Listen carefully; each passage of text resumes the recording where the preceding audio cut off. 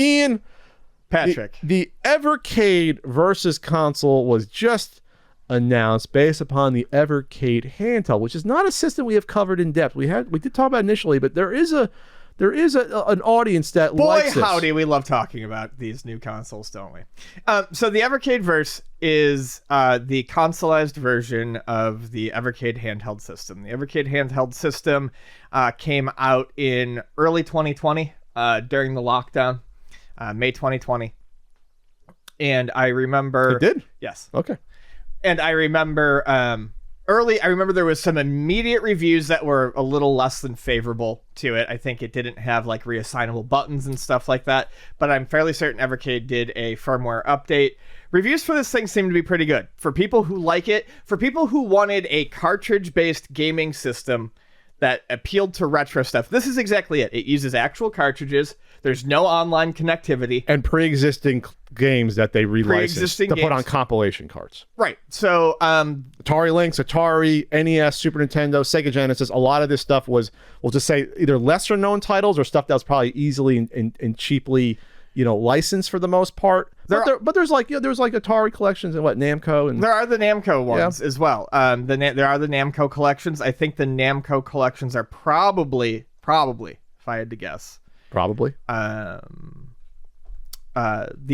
not the arcade ROMs. They're probably the NES ROMs and stuff like that. But so anyways, you can buy these cartridges. Each one is loaded up with games. Pop it in and off you go. And like Pat said, tons of different ones. The Lynx ones always looked interesting. There's about 20 that were released of these collections.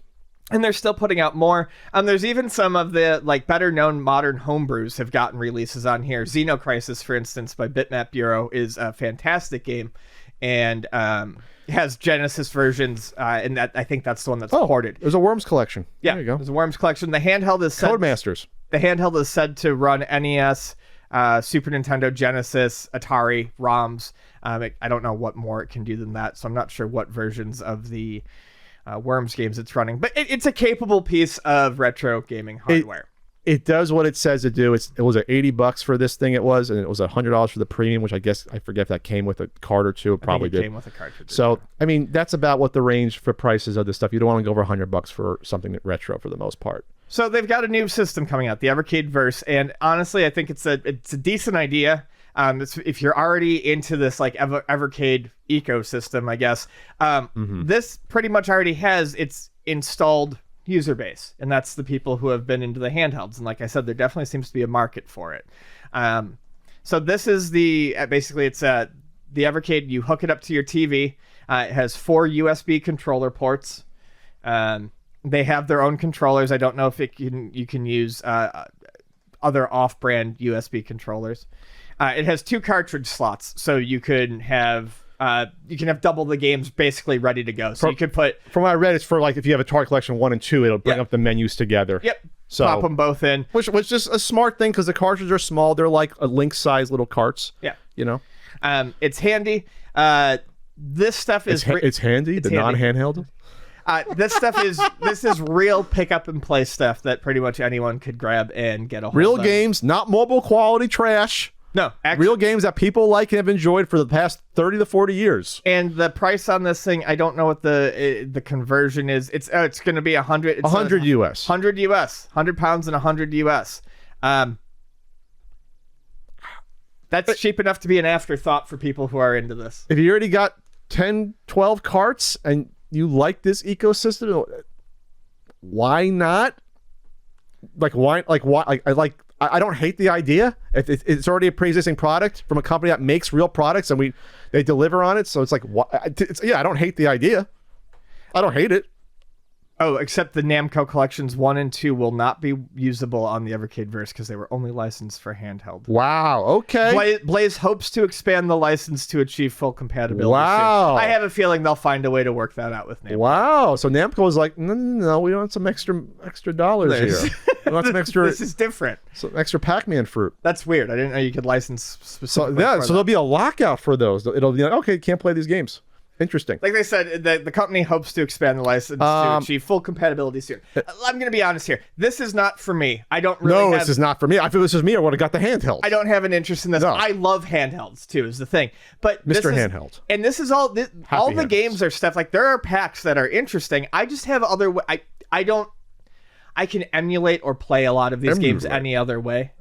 I don't see the need to have a system that will do it. However, despite the fact that it's not for me, I have seen that there is a market for it. Like I said, I have friends who have these and they really enjoy them.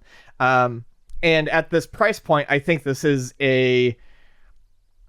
this makes sense. Okay, yeah. What do I like about this? I think it's cute. I think the console itself looks cute. It does look kind of I like the NES little lid. I like the sort of like SNK the red and white look colors. is nice. Yeah. I like the fact that, okay, well, this is so small. We'll put in 2 slots to be able to do what you just said. Like if you have the Atari Collection 1 and 2, we'll put that in. I like that. I like the fact that you can use third-party USB. I looked it up. Okay. At least on Wikipedia, and you can even use the Evercade handheld as a controller. Okay. I hate how these controllers look though. I think these controllers look bad. Yeah, I don't love the look of the. I like the look of the system. I don't love the look of the controller. I hate the fact that we still don't do a regular D-pad, not a circular D-pad. I hate that they don't do that. Why is start and select vertical, not horizontal? Some games you need to do that. I guess with the extra buttons, you can probably remap it though. So and I think there are triggers on top. There are. That's fine, but I just don't. That just looks weird to me to have that. And I guess there's also like a menu or reset button in the middle. It looks like. Yeah. So okay. I don't know. I'm looking back. I don't hate the controller as much as I thought I did. Are those shiny plastic buttons? And not? Can we make? Those look like the buttons that were on the Wii Pro controllers. Can we just make it? Can we just make a law that if you have 4 face buttons, 2 have to be concave and 2 convex, just for humanity's sake? I don't love it as much as you do, but it's just nice to have. Your little thumb nestles into that button and it knows exactly where it's at. This really is like your pet I will die. I will die on this hill. I know you will. Because it was abandoned after the Super Nintendo. I think that was it. And it wasn't done in the Super Famicom, but in the US, you're like, you know what? We're dumber here in North America. We need that. We didn't know if we're on X, Y, or B and A. All right. Okay. I don't like how this controller looks. Obviously, until I actually have one in my hand, I will reserve all judgment. But I'm very finicky when I come to my D-pad and my buttons. Obviously. Very finicky. But the console itself looks okay. I like the fact that it's dual cartridge. I like the fact that there's 4 ports on it. There you go. There's your couch co-op if you have it there. So if you need a couch co-op system that doesn't do online, you can pay $250 for one that might be coming out in the future, or you can pay $100 for this one. Yeah, because no console since the Super Nintendo had 2 controllers packed in, even though that's a fucking lie, because the N64 had versions with it, and the Switch just has 2 controllers technically, the Joy-Cons, but whatever. Who doesn't love redefining words? We'll just redefine words like exclusive. Anyway, so this is the question I'll ask from a business standpoint. Will this sell to anyone who does not have the handheld already? Or is this really going to be the people who double dip and basically spend twice the money to get the that I don't know. I think here's from a production standpoint, this can't be costing them that much nothing in terms of dev or anything. It's the same board. They literally took the board, added the games. They kept the multiplayer in those game ROMs, even though there was no Bluetooth connectivity on the system, because they knew they were going to be doing this in the future. Absolutely. So this is literally just designing a new shell, throwing the same board that they've been working on in there, adding 4 controller and a cartridge slot and a video out. So I think it makes sense. I don't think they need to worry about whether or not this is going to sell to people who don't have the handheld, because they're not putting a whole lot of money into it. I see this as an afterthought. Personally, I don't know if this is going to sell to someone who doesn't already own the handheld, because I think most people probably already have a way to play these games. Yeah. I agree. There are double triggers on top of the controllers. I missed that originally. So that'll be your start and select button if you're playing there is no my touch punch. But some game where you need an extra button for like an NES game, because they decided, Metroid, we need a select button. No, I don't hate the idea. Me and Ian don't always poo-poo this stuff if we think it makes sense. Yeah. I mean, it exists. There was some pushback on this originally because the controller, I think some people had issues with it, and there was a firmware update. I believe that it was this, but I can't keep these all straight in my head. But if they sell, they sell. I mean, There's 26,000 views on this announcement, and it was like it's like 99% are thumbs up on this. So, yeah, there it is. Oh, and Evercade responded to my comment. I said, it's certainly intriguing. They said, it is indeed. Let us know if you need more information. Yeah. I mean, all right. Okay. They said, oh, someone else said, big fans of the podcast. Someone who works on it, I guess. Unfortunately, no wood grain for Ian to slap his appendages against, though. Is that someone from Evercade that said that? I'm a bigger fan of you guys now. I'm a bigger fan. We forget that we have game devs and people that listen to the podcast. Yeah. And it's actually surprising the more weeks go by, and I will not spoil for you someone who left us a voicemail, a game dev in the future. Oh. So it's actually funny to see this stuff happen.